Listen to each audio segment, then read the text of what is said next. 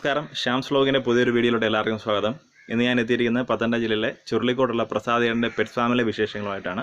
അപ്പോൾ ഈ ഒരു പെറ്റ് ഫാമിലെ ധാരാളം ഡോഗുകൾ, ബേഡ്സ്, അതുപോലെ തന്നെ ക്യാറ്റുകൾ, അങ്ങനെ കുറേ അധികം പെറ്റ്സുകളെ പരിപാലിക്കുന്നുണ്ട്. അപ്പോൾ അവിടുത്തെ വിശേഷങ്ങൾ നമുക്ക് ഇതിൻ്റെ ഓണറായ പ്രസാദിയോട് തന്നെ ചോദിച്ചറിയാം.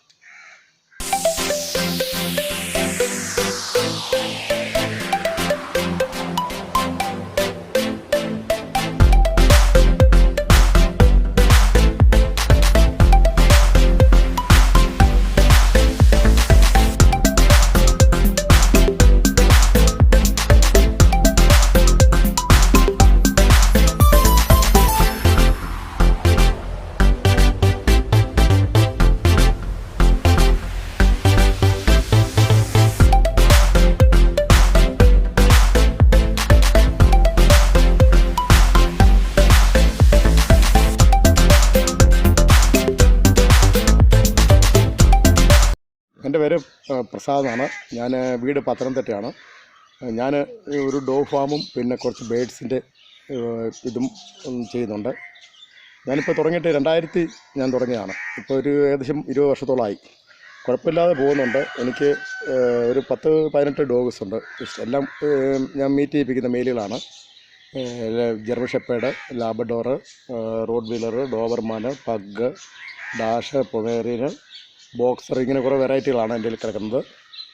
അത്യാവശ്യം കുഴപ്പമില്ലാതെ പോകുന്നു. പിന്നെ അതുപോലെ എനിക്ക് ഈ പപ്പിയുടെ സെയിലുണ്ട്. ഞാൻ മീറ്റ് ചെയ്യുന്ന എൻ്റെ മെയിലിനെ കൊണ്ട് മീറ്റ് ചെയ്യുന്നതിൻ്റെ പപ്പികളെ ഞാൻ എടുക്കാറുണ്ട്. അത് ഞാൻ എടുത്തിട്ട് ഹോൾസെയിലും റിറ്റെയിലുമായിട്ട് ഇവിടെ സെയിൽ ചെയ്യുന്നുണ്ട്. തിരക്കേടില്ലാതെ പോകുന്നുണ്ട്. ക്വാളിറ്റിയാണ്, നല്ല ക്വാളിറ്റിയാണ്. പിന്നെ വിശ്വസിച്ച് എല്ലാവരും എടുക്കുന്നുണ്ട്. ഇത്രയും വർഷങ്ങൾ കൊണ്ട് ഞാൻ ചെയ്യുന്നുണ്ട്. പിന്നെ അതുകൂടാതെ എനിക്ക് ക്യാറ്റുണ്ട്. നമ്മുടെ പേർഷ്യൻ ക്യാറ്റും ഉണ്ട്, ഹിമാലയൻ ക്യാറ്റും ഉണ്ട്.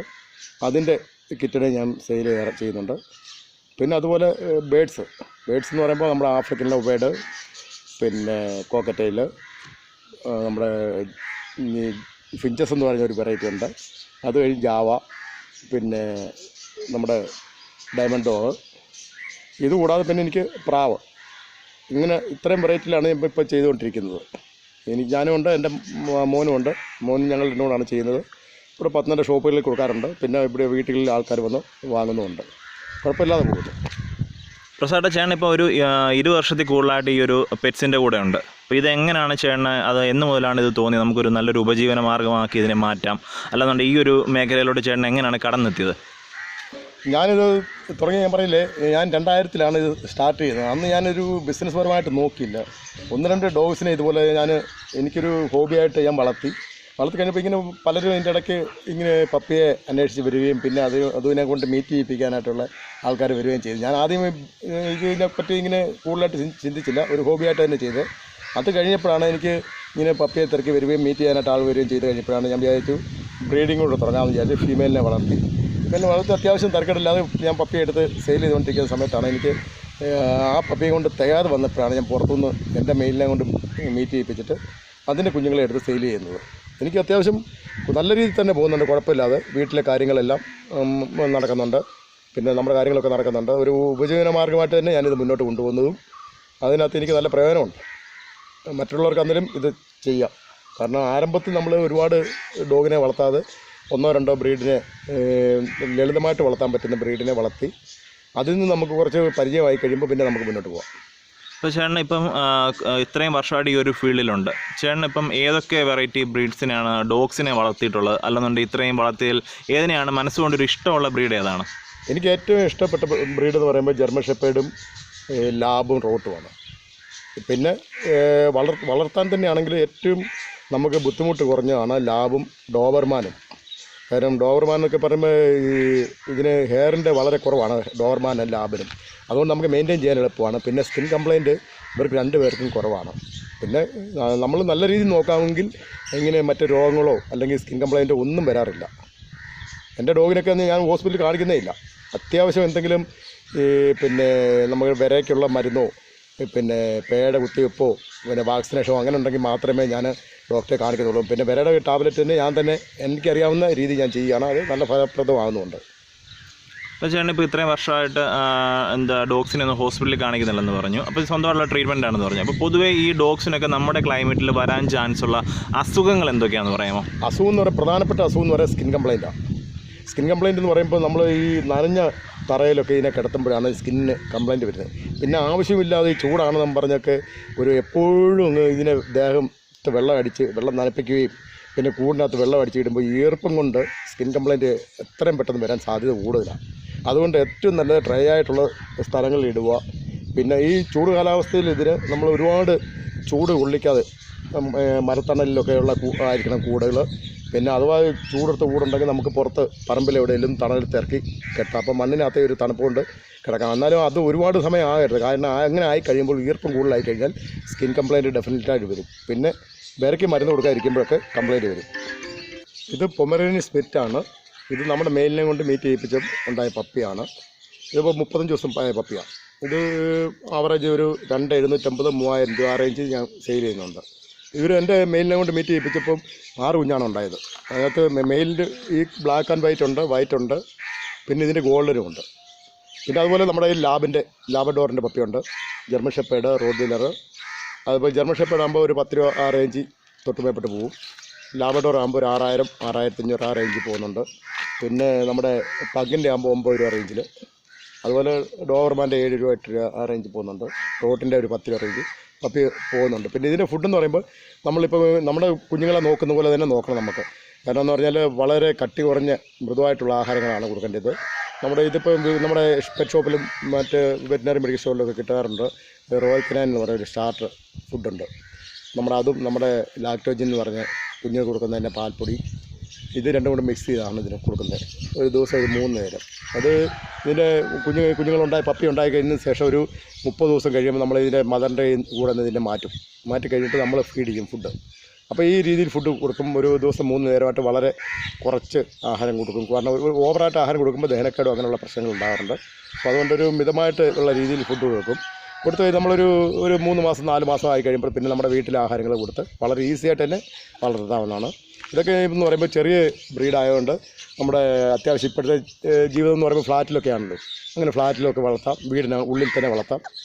അതുകൊണ്ട് വളരെ സിമ്പിളായിട്ട് വളർത്താവുന്ന ഒരു ബ്രീഡാണ് പൊമേറിയന്. നമ്മുടെ ഡാഷ്, പഗ്, മിൻപിൻ എന്ന് പറയും, മിനിയേച്ചർ പിഞ്ചർ, ഇങ്ങനെയൊക്കെയുള്ള ചെറിയ ബ്രീഡിന്.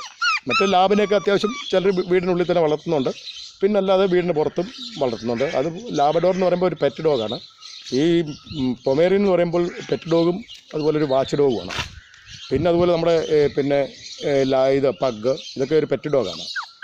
പിന്നെ അല്ലാതെ മറ്റ് വാച്ച് ഡോഗായിട്ട് നമ്മൾ വളർത്തുമ്പോഴാണ് ഡോവർമാൻ, റോട്ട്വീലർ, അങ്ങനെയൊക്കെ കുറച്ചുകൂടെ വലിപ്പമുള്ള ബ്രീഡിനെ വളർത്തുന്നത്. നമുക്ക് ഈ പപ്പീസിൻ്റെ വാക്സിനേഷനൊക്കെ എന്ന് മുതലാണ് സ്റ്റാർട്ട് ചെയ്യുന്നത്? വാക്സിനേഷൻ നമ്മളിപ്പോൾ ചെയ്യുന്നതെന്ന് പറഞ്ഞാൽ 50 ദിവസം കഴിഞ്ഞ് ഒരു 90 ദിവസത്തിനകമാണ് ചെയ്യേണ്ടത്. ഇപ്പം നമ്മൾ അതിന് മുമ്പായിട്ട് ഇതിനെ ഡീഫാം ചെയ്ത് 2 പ്രാവശ്യം ചെയ്യും. ഒരു 50 ദിവസം ഒക്കെ ആകുമ്പോഴത്തേക്ക് നമ്മളൊരു 3 പ്രാവശ്യം ഡീഫാം ചെയ്തിരിക്കണം. അത് കഴിയുമ്പോൾ നമ്മൾ ഒരു 50 ദിവസം മുതൽ 90 ദിവസത്തിനാകും. അതായത് 45 1.5 മാസം കഴിഞ്ഞ് ഒരു 3 മാസത്തിനുള്ളിലാണ് വാക്സിനേഷൻ എടുക്കേണ്ടത്. അത് വാക്സിനേഷൻ എന്ന് പറയാൻ അത്യാവശ്യമാണ്, നിർബന്ധമായിട്ട് വാക്സിനേഷൻ എടുത്തിരിക്കണം. അത് നല്ല അറിയാവുന്ന ഡോക്ടർമാരെ കൊണ്ട് തന്നെ വാക്സിനേഷൻ എടുക്കും. അതിനൊരു 550-600 രൂപ റേഞ്ച് ആവും. പിന്നെ അത് കഴിഞ്ഞ് റാബീസിൻ്റെ ഒരു 8 മാസം കഴിയുമ്പോൾ റാബീസിൻ്റെ എടുക്കാം, പേരവിഷൻ. ഈ രണ്ടും മെയിൻ വാക്സിനേഷൻ എടുത്തിരിക്കണം, ഡെഫിനറ്റായിട്ട് എടുത്തിരിക്കണം. അപ്പോൾ നമുക്ക് ധൈര്യമായിട്ട് പേര് കൂടാതെ ഇതിനെ വളർത്താം. കാരണം ഒന്നതെന്ന് പറയാൻ പിന്നെ ഇതിന് ഫാദറിനും മദറിനും എല്ലാം വാക്സിനേഷൻ എടുക്കുന്നതാണ്. പക്ഷേ ഈ പേയുടെ കുത്തിവയ്പ്പ് എടുക്കുന്ന എന്നിരുന്നാൽ പോലും നമ്മൾ ഈ കുഞ്ഞുങ്ങൾക്ക് ഒരു 90 ദിവസം കഴിയുമ്പോൾ എടുത്തിരിക്കണം നിർബന്ധമായിട്ട്. പിന്നെ വൃത്തിയാണ് മെയിനായിട്ട് ഇതിന് വേണ്ടിയത്. പിന്നെ എൻ്റെ കെനൽസിലെ ഡോവർമാൻ എന്ന് പറഞ്ഞ ബ്രീഡിൽപ്പെട്ട നായയാണ്. ഇതിനിപ്പോൾ 1.5 വയസ്സുണ്ട്. ഇതിൻ്റെ പേര് ഡോൺ. ഞാനിത് നമ്മുടെ ഗാർഡ് ഡോഗായിട്ട് തന്നെയാണ് ഇത് വളർത്തിക്കൊണ്ട് വരുന്നത്. വളരെ പിന്നെ നമുക്ക് വളർത്താൻ വളരെ ഈസി ആയിട്ടുള്ളൊരു ഡോഗാണ്. കാരണം ഇതിൻ്റെ സ്കിൻ അതുപോലെ നല്ല സ്കിന്നാണ്. കാരണം ഈ രോഗപ്രതിരോധ ശേഷിയുള്ള സ്കിന്നാണ്. സ്കിന്നിന് കംപ്ലയിൻറ്റ് വരില്ല. പിന്നെ അതുപോലെ നല്ല ഹെൽത്തിയുമാണ്. അത്യാവശ്യം നല്ല ടെമ്പറുള്ള ഒരു ഡോഗാണ്. വീട്ടിലേക്ക് വളർത്താൻ പറ്റിയ ഡോഗാണ്. ഇതിനെ ഞാനിപ്പോൾ എടുത്തിട്ട് 1.5 വർഷമായി. ഇതിനെ ഞാൻ ചാലക്കുടിയിലാണ് എന്നാണ് എടുത്തത്. ഇതിനെ ഞാനിപ്പോൾ നല്ലപോലെ മീറ്റ് ചെയ്യുന്നുണ്ട്. ഒരു 8 പപ്പി 9 പപ്പിയായിട്ട് എനിക്ക് കിട്ടുന്നുണ്ട്. അത്യാവശ്യം പപ്പിയുടെയൊക്കെ റേറ്റ് എത്രയാണ് വരുന്നത്? ഇതിനൊരു 8 രൂപ 9 രൂപ റേഞ്ചിൽ പപ്പി പോകുന്നുണ്ട്. ഇപ്പോൾ നമ്മൾ ഈ ഷൂട്ട് ചെയ്യുന്ന സമയത്ത് ഇപ്പോൾ ഞാൻ ഇതിൻ്റെ ഒരു 2 പപ്പി, ഇപ്പോൾ ഒരു പപ്പിയെ തൃശ്ശൂർക്കാർക്കാണ് കൊടുത്തത്. പിന്നെ ഇന്നലെ ഒരു പപ്പിയെ നമ്മുടെ അടൂരും കൊടുത്തിട്ടുണ്ട്. അതെൻ്റെ സ്റ്റഡ് പപ്പി എടുത്താണ്. ഇവൻ്റെ വെളിയിൽ നിന്ന് ഫീമെയിൽ ഡോഗ് ഇവനെ സ്റ്റഡിങ്ങിന് വേണ്ടി വരാറുണ്ടോ? ഉണ്ടുണ്ട്. അപ്പോൾ അതിൻ്റെ സ്റ്റഡിങ്ങിൻ്റെ ഫീസും കാര്യങ്ങളൊക്കെ? സ്റ്റഡിങ്ങിൻ്റെ ഫീസ് എന്ന് പറയുമ്പോൾ ഞാൻ 1500 ഒരു പപ്പിയുമാണ്. അതല്ലാതെ പപ്പി ഇല്ലാതാണെങ്കിൽ 1500 ഒരു പപ്പിയും, അതല്ല പപ്പി ഇല്ലെങ്കിൽ 5000 രൂപയാണ്. ഇവൻ ബോക്സർ ഇനത്തിൽപ്പെട്ട നായയാണ്. ഇവന് 3 വയസ്സുണ്ട്. ഇവൻ്റെ പേര് റെക്സ് എന്നാണ്. ഞാനിവനെ നമ്മുടെ എറണാകുളത്ത് നിന്നാണ് എടുത്തത്. മീറ്റ് ചെയ്യിപ്പിക്കാൻ വേണ്ടി തന്നെയാണ് എടുത്തത്. ഇവൻ്റെ പപ്പിക്കൊക്കെ നല്ല വിപണി, നല്ല മാർക്കറ്റുണ്ട്. 15 രൂപ തൊട്ട് വിത്തൗട്ട് സർട്ടിഫിക്കറ്റുള്ള പപ്പി പോകുന്നുണ്ട്. പേപ്പർ ഉൾപ്പെടെ ആണെങ്കിൽ ഒരു 20 രൂപ 25 രൂപ ആ റേഞ്ചിൽ പോകുന്നുണ്ട്. നമുക്കിവനെ വാച്ച് ഡോഗായിട്ടും പെറ്റ് ഡോഗായിട്ടും വളർത്താം. പിന്നെ ഈ പറഞ്ഞ പോലെ സ്കിന്നിന് കംപ്ലയിൻറ്റ് വളരെ കുറവാണ്. നല്ല സ്മൂത്താണ് സ്കിന്നൊക്കെ. നമ്മൾ വീട്ടിൽ അത്യാവശ്യം ഫുഡൊക്കെ കൊടുത്ത് വളർത്താം. പിന്നെ വലിയ ഇതില്ല. വീട്ടുകാരോടൊക്കെ നല്ല സ്നേഹമാണ് ഇവന്. ഇപ്പോൾ തന്നെ നമ്മൾ വീഡിയോ എടുക്കുമ്പോൾ തന്നെ കാണാം ഇവൻ്റെ ആ സ്നേഹപ്രകടനം. എല്ലാവരുമായിട്ട് ഇണങ്ങുന്നൊരു ടൈപ്പ്. എല്ലാവരുമായിട്ട് ഇണങ്ങുന്ന, എല്ലാവരുമായിട്ട് എന്ന് പറഞ്ഞാൽ നമ്മൾ വീട്ടിലുള്ളവരോട്, അല്ല പുറത്തുള്ളവരുമായിട്ടൊന്നും ബന്ധമില്ല. അപ്പോൾ നല്ലൊരു ഗാർഡ് ഡോഗായിട്ടും പെറ്റ് ഡോഗായിട്ടും വളർത്താം. ഏത് രീതിയിൽ നമുക്ക് വളർത്താം. ഇവനെ ഇപ്പം നമ്മുടെ കേരളത്തിൽ ഈ സാധനം ഇപ്പോൾ വളരെ കുറവാണ്. നേരത്തെ ഉണ്ടായിരുന്നു, ഇപ്പോൾ വളരെ കുറവാണ്. ഈ ഇനം ബോക്സർ എന്ന് പറയാനും വളരെ കുറവാണ്. ഇത് ഇപ്പം 3 വയസ്സുണ്ട്. ഇവന് KCA ഉള്ളതാണ്. ഇതിൻ്റെ സ്റ്റാർട്ട് ഫീസും കാര്യങ്ങളെല്ലാം എത്ര രൂപ? ഈ പറയുന്ന പോലെ ഇത് പപ്പി കണ്ടീഷൻ ആണെങ്കിൽ 2000 രൂപയും പപ്പിയുമാണ്. അതല്ലെങ്കിൽ 10000 രൂപയാണ്. അത്യാവശ്യം മീറ്റിംഗ് ഉണ്ട് എന്നാലും, പക്ഷേ ഈ ഇതിൻ്റെ ഫീമെയിൽ വളരെ കുറവാണ്. അതുകൊണ്ട് മീറ്റിംഗ് അങ്ങനെ ഒരുപാട് വരാറില്ല. സാധാരണ മറ്റ് ഡോഗിൻ്റെ കൂട്ട് ഡോബർമാൻ്റെയോ റോഡ്വീലറിൻ്റെയോ പിന്നെ ജർമ്മൻ ഷെപ്പേർഡിൻ്റെ കൂട്ട് മീറ്റിംഗ് വരാറില്ല. കാരണം വളരെ കുറവാണ്. കാര്യം ഇത് വേറെ അങ്ങനെ സംഭവിക്കാൻ കാര്യം എന്ന് പറഞ്ഞാൽ, നേരത്തെ ഇതിന് ഫീമെയിലുകൾ ഒരുപാടുണ്ടായിരുന്നു നമ്മുടെ പത്തനംതിട്ടയൊക്കെ. പക്ഷേ അന്ന് മെയിൽ കുറവായിരുന്നു. മെയിൽ ഇവിടെ ഇല്ലായിരുന്നു. അപ്പം അങ്ങനെ വന്നപ്പോൾ മെയിൽ ഇല്ലാഞ്ഞുകൊണ്ടാണ് വളർത്ത് കുറഞ്ഞത്. അപ്പോഴാണ് ഞാൻ ഉദ്ദേശം, എനിക്കന്ന് ഫീമെയിൽ ഉണ്ടായിരുന്നു. ഉദ്ദേശം വെച്ചാണ് ഇവനെ എടുത്തത്. ഇപ്പം ഫീമെയിൽ ഇവിടെ ഉള്ളതെല്ലാം വളരെ കുറഞ്ഞു. ഇത് പഗ് ഇനത്തിൽപ്പെട്ട ഡോഗാണ്. ഇവനെ നമ്മൾ പെറ്റ് ഡോഗായിട്ടാണ് വളർത്തുന്നത്. ഏറ്റവും കൂടുതൽ ഫ്ലാറ്റുകളിലാണ് ഇവനെ വളർത്തുന്നത്. നേരത്തെ പണ്ട് ഇവന് ഒരു 1 ലക്ഷം രൂപ 1,4 ലക്ഷം രൂപ വിലയുള്ള ഒരു സമയമുണ്ടായിരുന്നു. ഇപ്പം വന്നിട്ട് 10 രൂപ 12 രൂപ ആ റേഞ്ചിൽ ഇവൻ്റെ പപ്പികൾ പോകുന്നത്. പിന്നെ സ്ത്രീകൾക്കും പെൺകുട്ടികൾക്കും കുട്ടികൾക്കും ഏറ്റവും പ്രിയപ്പെട്ടതാണ് ഈ ഒരു വർഗത്തിൽപ്പെട്ട നായകൾ. പിന്നെ കാരണം സ്കിൻ കംപ്ലയിൻ്റ് ഇല്ല, മറ്റ് വളർത്താനുള്ള ബുദ്ധിമുട്ടില്ല. പിന്നെ വളർത്തുന്നവരോട്, വീട്ടുകാരോട് ഏറ്റവും കൂടുതലായിട്ട് സ്നേഹം കാണിക്കുന്നതാണ്. നല്ല ഒരു ഇനത്തിൽപ്പെട്ട ഡോഗാണ്. നല്ല അനുസരണയും അതുപോലെ മറ്റ് കംപ്ലയിൻ്റ് ഒന്നും ഇല്ലാത്ത ഒരു പെറ്റ് ഡോഗാണ്. എനിക്കിത് 2 മെയിലുണ്ട്. പിന്നെ ഇതിൻ്റെ 2 ഫീമെയിലും ഉണ്ട്. ഇതിൻ്റെ പപ്പികൾ നല്ല രീതിയിൽ സെയിലാവുന്നുണ്ട്. ഇത് നമ്മുടെ പേർഷ്യൻ ഇനത്തിൽപ്പെട്ട ക്യാറ്റാണ്. ഇതിൻ്റെ പഞ്ച് ഫേസ് എന്ന് പറയും. ഇത് ഒരു 3 വെറൈറ്റി ഉണ്ട്. അതായത് പിന്നെ ഡോൾ ഫേസ് ഉണ്ട്, സെമി പഞ്ചുണ്ട്, പഞ്ചുണ്ട്. 3-4-5 വെറൈറ്റി ഉണ്ട്. പിന്നെ ഹിമാലയ എന്ന് പറയുന്ന ഒരു ഇനമുണ്ട്. അത് കഴിഞ്ഞിട്ട് എക്സ്ട്രീം പഞ്ച് എന്ന് പറയും. എക്സ്ട്രീം പഞ്ച് എന്ന് പറയുമ്പോൾ ഒരു 60,000 രൂപ 70,000 രൂപ വിലയാണ്. ഇതിനിപ്പോൾ വരുന്നതെന്ന് പറഞ്ഞാൽ നമുക്കൊരു ഇതിൻ്റെ കിറ്റിന് വരുമ്പോൾ ഒരു 15 രൂപ മുതൽ മുകളിലോട്ട് പോകും. പക്ഷേ ഇവന് ഇപ്പോൾ വില 35,000 രൂപ വിലയാണ്. ഇവന് നമ്മൾ ഇപ്പോൾ ഉപയോഗിക്കുന്നത് പറഞ്ഞാൽ ഇതുപോലെ മീറ്റ് ചെയ്യാനായിട്ടാണ്. ഇവൻ്റെ പിന്നെ കിറ്റിന്, അതായത് കുഞ്ഞുങ്ങൾ നല്ല രീതിയിൽ തന്നെ സെയിലാകുന്നുണ്ട്. ഏറ്റവും കൂടുതൽ ഇതിനെ വളർത്തുന്ന സ്ത്രീകളാണ്. ഇതിൻ്റെ കളർ ഈ ഒരു കളർ മാത്രം? അല്ലല്ല, കളർ ഒരുപാട് വെറൈറ്റി കളറുണ്ട്. വെറൈറ്റി കളർ എന്ന് പറയുമ്പോൾ വൈറ്റ് ഉണ്ട്, ബ്ലാക്ക് ഉണ്ട്, പിന്നെ ഗോൾഡൻ ഉണ്ട്, പിന്നെ നമ്മുടെ ഈ റഷ്യൻ ബ്ലൂ എന്ന് പറയുന്നൊരു കളറുണ്ട്. പിന്നെ അത് കഴിഞ്ഞിട്ട് മറ്റേ കാലിക്കോ എന്ന് പറഞ്ഞ്, അതായത് കാലിക്കോ എന്ന് പറയുമ്പോൾ ഗോൾഡന്, ബ്ലാക്ക്, ഇങ്ങനെ 2-3 കളർ കൂടി വരുന്നതാണ്. അതൊക്കെ നല്ല ഇതിലൊക്കെ ഏറ്റവും ഡിമാൻഡുള്ള കളറാണ് വൈറ്റ്, കാലിക്കോയ്, ഗോൾഡനൊക്കെ. അങ്ങനെ ഒരുപാട് 3-4-5 വെറൈറ്റി കളറുണ്ട്. ആ കളറുമുണ്ട്. പിന്നെ ഈ മുഖത്തിൻ്റെ ആ മൂക്കിൻ്റെ ആ സ്പേസ് വെച്ച് വരുന്ന നമ്പറാണ് എക്സ്ട്രീം പഞ്ച്, പിന്നെ അതുപോലെ ഡോള. ഏത് ടൈപ്പിനാണ് കൂടുതൽ ഡിമാൻഡുള്ളത്? ഇതിനെല്ലാം ഡിമാൻഡുള്ള വെറൈറ്റിയാണ്. എല്ലാ ടൈപ്പിനും ഡിമാൻഡുണ്ട്. കാരണം പിന്നെ നമ്മുടെ കയ്യിൽ പൈസയുടെ അനുസരിച്ചാണ് ഇതിന് ഡിമാൻഡ് വരുന്നത്. കാരണം പൈസ ഇപ്പോൾ ഈ പിന്നെ ഡോൾ എന്ന് പറയുമ്പോൾ ഒരു 5,000 രൂപ 6,000 രൂപ 7,000 രൂപ ആ റേഞ്ചിൽ നമുക്ക് കിട്ടും. അപ്പോൾ അങ്ങനെ പൈസയ്ക്ക് കുറവുള്ളവർ ആ ഇനത്തിനെ വാങ്ങുന്നു. പൈസ കൂടുതലുള്ളവർ കുറച്ചുകൂടെ ക്വാളിറ്റി കൂടിയത് ഈ പറഞ്ഞ പോലെ ഈ പിന്നെ പഞ്ച്, സെമി പഞ്ച്, അങ്ങനെയുള്ള എക്സ്ട്രീം പഞ്ച് ഇങ്ങനെയുള്ളതിനെ മേടിക്കുന്നു. പഞ്ചെന്ന് പറയുമ്പോൾ ഒരു 30 രൂപ 35,000 രൂപ വിലയുണ്ട്. അതേസമയത്ത് എക്സ്ട്രീം പഞ്ച് എന്ന് പറയുമ്പോൾ ഞാൻ പറഞ്ഞ പോലെ 60,000 രൂപ 70,000 രൂപ ആ റേഞ്ചിൽ നിൽക്കുന്നു. ഇത് നമ്മുടെ ഡോൾ ഫേസ് എന്ന് പറയുന്നതാണ് ഈ കിറ്റിന്. ഇവനിപ്പോൾ ഒരു 3 വയസ്സുണ്ട്. ഇതിൻ്റെ കുഞ്ഞുങ്ങൾക്കാകുമ്പോൾ ഈ കിറ്റൻ വരുന്നത് നമുക്കൊരു 6,000 രൂപ 6,500 7,000 രൂപ ആ റേഞ്ചിൽ ഇവൻ്റെ കുഞ്ഞുങ്ങൾ പോകുന്നുണ്ട്. ഇത് ഈ പറഞ്ഞ പോലെ തന്നെ പല കളറിൽ ഇവനെയും കിട്ടാറുണ്ട്. ഇതിപ്പോൾ മെയിൽ ക്യാറ്റാണ്. 3 വയസ്സുള്ള മെയിൽ ക്യാറ്റാണ്. നമുക്ക് ഈ കിറ്റൻസിന് കൊടുക്കേണ്ട അല്ലെങ്കിൽ ക്യാറ്റിന് പൊതുവെ കൊടുക്കേണ്ട ഫുഡ് എന്തൊക്കെയാണ്? ഫുഡ് ഈ കിറ്റനും നമ്മുടെ വിപണി കിട്ടും. ഈ ക്യാറ്റിനുള്ള ഫുഡ് കിട്ടാറുണ്ട്. പിന്നെ വലുതിന് അഡൾട്ടിനുള്ളതും ആ ഫുഡും കിട്ടുന്നുണ്ട്. പിന്നെ ഞാൻ ഇത് കൂടാതെ നമ്മുടെ ചിക്കൻ റൈസ് കൊടുക്കും, പിന്നെ ഫിഷും റൈസും കൊടുക്കും. അത് നല്ലപോലെ കഴിക്കുന്നുണ്ട്, കുറച്ചുകൂടെ ഹെൽത്തിയാണ്. പിന്നെ കുടിക്കാൻ വാട്ടർ അതും കൊടുക്കുന്നുണ്ട്. ഇത് നമ്മുടെ ഡോൾ ഫേസ് കിറ്റനാണ്. ഇതിൻ്റെ കളറ് ഗോൾഡൻ കളറാണ്. ഇതിപ്പോൾ ഒരു 6500 രൂപ ആ റേഞ്ച് എനിക്ക് സെയിലാവുന്നുണ്ട്. ഇവർ 5 കിറ്റനായിരുന്നു, 2 ഫീമെയിലും 3 മെയിലും. അതിൽ 4 കൊടുത്തു. ഇനിയിപ്പോൾ ഇവരോടുണ്ട്. ഇത് നമ്മുടെ മുയൽ വർഗ്ഗത്തിൽപ്പെട്ട ഒരു സസ്തനി ജീവിയാണ്. ഇതിൻ്റെ പേര് ഗിനിപ്പിങ്ക് എന്ന് പറയും. ഇത് നമ്മളിപ്പോൾ ഇവിടെ വിൽക്കുന്നത് 100, ഇതിൻ്റെ കുഞ്ഞുങ്ങളെ വിൽക്കുന്നത് 100 രൂപ റേഞ്ചിലാണ്. നമ്മൾ പുല്ലും പിന്നെ നമ്മുടെ വീട്ടിലെ മറ്റേ നമ്മൾ കഴിച്ച ചോറുകളോ അല്ലെങ്കിൽ അതിൻ്റെ അങ്ങനെയുള്ള കറികളോ എന്ത് കൊടുത്താലും ഇത് കഴിക്കും. ദോശയോ ഇഡലിയോ അങ്ങനെ കൊടുത്താൽ എന്ത് കൊടുത്താലും കഴിക്കും. ഒരു ഒറ്റ പ്രസവത്തിൽ തന്നെ 4-5 കുഞ്ഞുങ്ങൾ കാണും. കുഞ്ഞുങ്ങളെ നമുക്ക് ഇതുപോലെ പെറ്റ് ഷോപ്പിലോ അല്ല കുട്ടികളൊക്കെ വരുമ്പോൾ അവർ മേടിക്കും. വളരെ ഒരു ഈസി ആയിട്ടുള്ള ജീവിയാണ്. അതിൻ്റെ ആഹാര കാര്യങ്ങളിലൊന്നും നമുക്കൊരു ബുദ്ധിമുട്ടില്ല. ഞാനും വൈഫാണ്, പിന്നെ മകളും ഉണ്ട്. മകൾ +1 പഠിക്കുന്നു, മകൻ 9th പഠിക്കുന്നു. എൻ്റെ ഈ പറഞ്ഞ ഇതുപോലെ ഈ ഡോഗ്സിനെയും ബേഡ്സിനെയും ഒക്കെ ആണെങ്കിലും ഇവരെല്ലാം കൂടിയാണ്, ഞങ്ങളെല്ലാവരും കൂടിയാണ് ഇതിനെ മെയിൻറ്റെയിൻ ചെയ്യുന്നത്. പിന്നെ ഇതിൻ്റെ പപ്പികൾ ഏതിനത്തിൽപ്പെട്ട കുട്ടികളെ ആണെങ്കിലും നമുക്കിവിടെ ഉണ്ട്. പിന്നെ ജർമ്മൻ ഷെപ്പേർഡിൻ്റെ കുട്ടികളുണ്ട്, അതിനൊരു 10 രൂപ 12 രൂപ ആ റേഞ്ച് വരുന്നു. പിന്നെ ഡോബർമാൻ, ലാബ്, ഏത് കുട്ടികളെ വേണമെങ്കിലും ഏത് സമയത്തും എൻ്റെ കയ്യിൽ ഓൾറെഡി ഉണ്ട്. പിന്നെ അതുപോലെ പൊമേറിന്, പഗ്, ആവശ്യക്കാർക്ക് എന്നെ ഏത് സമയത്തും ബന്ധപ്പെടാം. അവർക്ക് വേണമെന്നുണ്ടെങ്കിൽ അതിൻ്റെ കുഞ്ഞുങ്ങളെ നമുക്ക് കൊടുക്കാം. പിന്നെ ഫാമിലിയുടെ മെയിൻ സപ്പോർട്ട് കൊണ്ടാണ് ഞങ്ങളിത് മുന്നോട്ട് പോകുന്നത്.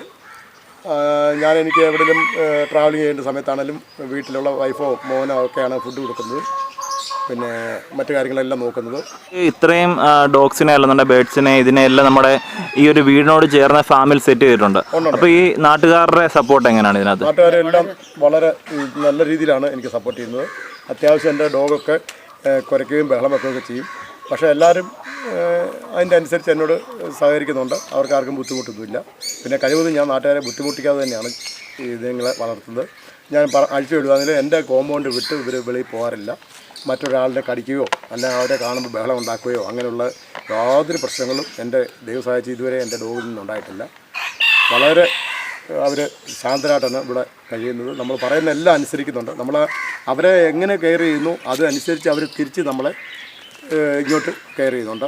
കാരണം അവരിൽ നിന്ന് എനിക്കൊരു ശല്യം ഉണ്ടാകുന്നില്ല. ഞാൻ അവരെ ആവശ്യമില്ലാതെ ഉപദ്രവിക്കുന്നൊന്നുമില്ല. ഞാൻ പറയുന്ന എല്ലാം അവരനുസരിക്കുന്നുണ്ട്. അതിൻ്റെ അനുസരിച്ച് തന്നെ അവർ നമ്മളോടും ചെയ്യുന്നുണ്ട്. എനിക്ക് അവരെ കൊണ്ട് ഗുണമേ ഉള്ളൂ, മറ്റു ദോഷങ്ങളായിട്ടൊന്നുമില്ല. പിന്നെ എൻ്റെ കയ്യിൽ മറ്റ് ബേഡ്സുകൾ, പിന്നെ മുയലുകൾ, പിന്നെ പ്രാവ്, കോഴി, ഇതിൻ്റെ എല്ലാം കുഞ്ഞുങ്ങളെയും വലുതിനെയും അഡൾട്ടിനെയും ഞാൻ ഇവിടെ സെയിൽ ചെയ്യുന്നുണ്ട്. ആവശ്യക്കാർ വരുന്നുണ്ട്. അത്യാവശ്യം നല്ല രീതിയിൽ തന്നെ സെയിലിങ്ങും ഉണ്ട്, ബ്രീഡിങ്ങും ഉണ്ട്. പിന്നെ കെനൽസ് നല്ല രീതിയിൽ പോകുന്നുണ്ട്. കുഴപ്പമില്ല, വളരെ സന്തോഷവാനാണ്. ഞാനിപ്പോൾ തുടങ്ങിയിട്ട് തന്നെ ഈ 2000 തുടങ്ങിയാണ്. 20 വർഷം കൊണ്ട് എനിക്ക് തിരിഞ്ഞു നോക്കേണ്ടി വന്നിട്ടില്ല. വളരെ നല്ല രീതിയിൽ തന്നെ മുന്നോട്ട് പോകുന്നുണ്ട്. അപ്പോൾ നിങ്ങൾ നമ്മുടെ പ്രസാദേട്ടൻ്റെ പെറ്റ് ഫാമിലെ കാഴ്ചകൾ കണ്ടെന്ന് വിശ്വസിക്കുന്നു.